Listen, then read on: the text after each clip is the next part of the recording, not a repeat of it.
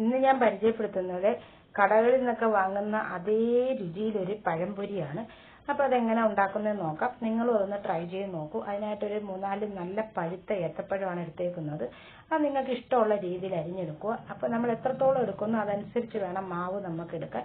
ഞാൻ ഇപ്പോൾ 1 കപ്പ് മൈദ എടുത്തിട്ടുണ്ട്. അതിലൊരു സ്പൂൺ അരിപ്പൊടി, പിന്നെ ഒരു ചെറിയ സ്പൂൺ റവ, അതേ അളവിൽ പഞ്ചസാര, പിന്നെ മധുരം തോനെ വേണ്ടവർക്ക് കുറച്ചും കൂടി പഞ്ചസാര ഇട്ടോളൂ. പിന്നെ കളറിന് വേണ്ടിയിട്ട് മഞ്ഞൾപ്പൊടി, കുറച്ച് സോഡാപ്പൊടി, ഒരു നുള്ള് ഏലക്കാപ്പൊടി, ഒരു നുള്ള് ഉപ്പ്, ഇതെല്ലാം ചേർത്ത് കുറച്ച് വെള്ളവും ഒഴിച്ച് ഒന്ന് ചെറുതായി ഒന്ന് കുഴച്ച് വെച്ചു. അതിലേക്ക് തലേന്നത്തെ ദോശമാവാണ് ചേർക്കുന്നത്. ഇതും ചേർത്ത് ഇതേ പരുവത്തിൽ വേണം കുഴച്ചെടുക്കാൻ, വെള്ളം കൂടി പോകരുത്. ഇതിലേക്ക് നമുക്ക് അരിഞ്ഞു വെച്ചിരിക്കുന്ന ഏത്തപ്പഴം ഇട്ട് നല്ലതുപോലെ മാവിനകത്ത് മുക്കിയതിന് ശേഷം തിളച്ച വെളിച്ചെണ്ണയിലോട്ടിട്ട് നമുക്ക് അങ്ങോട്ടും ഇങ്ങോട്ടിട്ട് മുറിച്ചെടുക്കാവുന്നതാണ്. നല്ലൊരു 4 മണി പലഹാരമായിരുന്നു. എല്ലാവരും ഒന്ന്